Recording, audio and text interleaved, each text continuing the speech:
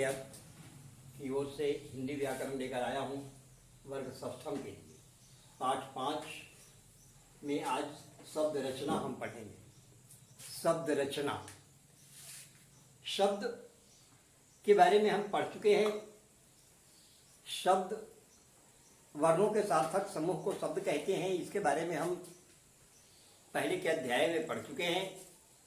इस अध्याय में हम पढ़ेंगे शब्दों की रचना कैसे होती है। शब्द बनाए जाते हैं, इसमें कुछ जोड़े जाते हैं। वे जुड़ने वाले जो शब्द होते हैं, जो शब्दांश होते हैं, कभी तो आगे जुड़ते हैं और कभी शब्द के पीछे जुड़ते हैं। इन्हीं शब्दांशों के जोड़ने से नए नए शब्दों का निर्माण होता है। तो पहले हम पढ़ेंगे उपसर्ग के बारे में।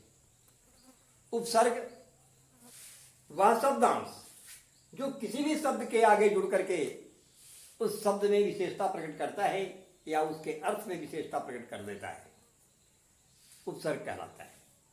उपसर्ग शब्दांश है और वो शब्द के आगे जुड़ता है। उसका रूप, उसका अर्थ दोनों बदल देता है। उपसर्ग शब्दांश है और किसी भी शब्द के आगे जुड़ता है। जब भी जुड़ता है आगे ही जुड़ता है, उपसर्ग पीछे नहीं जुड़ता। शब्द के पहले जुड़ता है और जुड़ करके उसका रूप बदल देता है, उसका अर्थ बदल देता है। जैसे पुत्र में सु लग गया, सुपुत्र हो गया। कु जुड़ गया, कुपुत्र हो गया। सु और कु जब जुड़ जाते हैं उपसर्ग के रूप में शब्द के आगे, तो उनका अर्थ सुपुत्र और कुपुत्र ये दो हो जाता है और दोनों अर्थ अलग अलग अर्थ में प्रयुक्त होते हैं। उपसर्ग 4 तरह के होते हैं। हिंदी के उपसर्ग,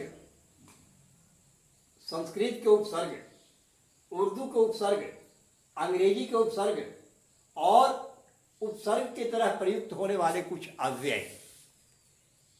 पहले संस्कृत के उपसर्ग हैं, फिर हिंदी के उपसर्ग हैं, पुनः उर्दू के उपसर्ग हैं, अंग्रेजी के उपसर्ग हैं और कुछ ऐसे उपसर्ग हैं, अव्यय शब्द, जो उपसर्ग की तरह उनका प्रयोग होता है। तो ये उपसर्ग के भेद हैं, उपसर्ग के प्रकार हैं, जो शब्द के आगे जुड़ते हैं और नए नए शब्दों की रचना करते हैं। नए नए शब्दों का निर्माण होता है इन्हीं उपसर्गों के जुड़ने से। वो उपसर्ग या तो संस्कृत के होंगे या हिंदी के होंगे या उर्दू के होंगे या फिर अंग्रेजी के होंगे। और उपसर्ग की तरह प्रयुक्त होने वाले अव्यय भी हो सकते हैं। इन्हीं शब्दों के आगे जुड़ने से नए नए शब्दों की रचना होती है, वे उपसर्ग हैं। अब हम पढ़ेंगे प्रत्यय के बारे में। प्रत्यय वह शब्दांश जो किसी शब्द के अंत में जुड़ करके उसका विशेष अर्थ प्रकट करता है। अब प्रत्यय जो है शब्दांश है, उपसर्ग की तरह प्रत्यय भी शब्दांश ही है, जो शब्द के अंत में जुड़ता है। उपसर्ग शब्द के शुरू में जुड़ता है और प्रत्यय शब्द के अंत में जुड़ता है।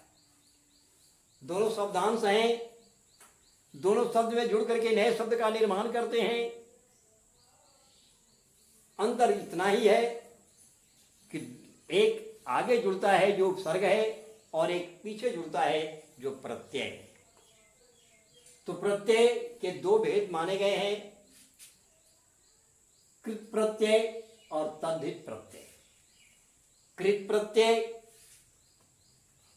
क्रिया या धातु के अंत में जुड़ता है। क्रिया या धातु के अंत में जुड़ने वाला जो प्रत्यय है कृत प्रत्यय कहलाता है।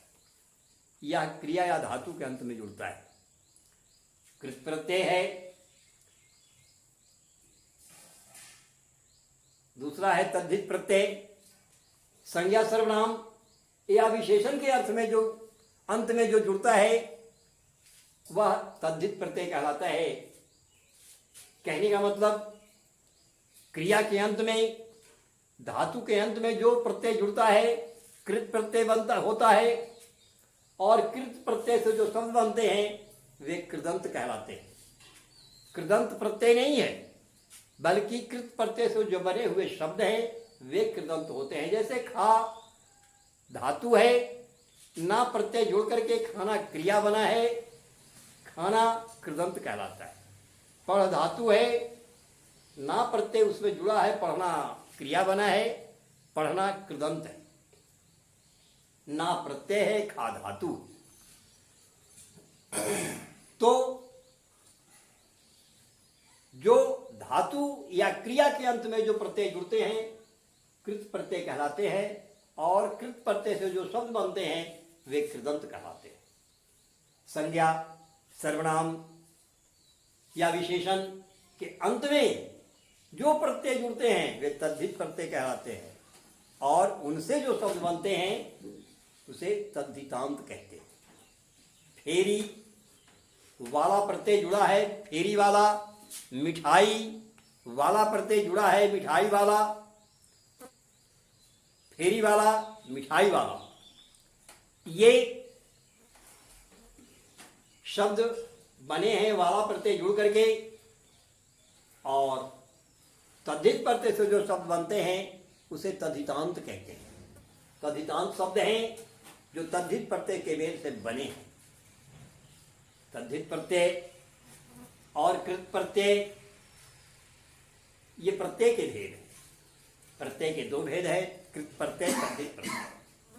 तो ये दो उपसर्ग और प्रत्यय जो शब्द हैं, शब्दांश हैं, जो शब्द रचना में अहम भूमिका निभाते हैं और भिन्न भिन्न तरह के शब्दों की रचना करते हैं।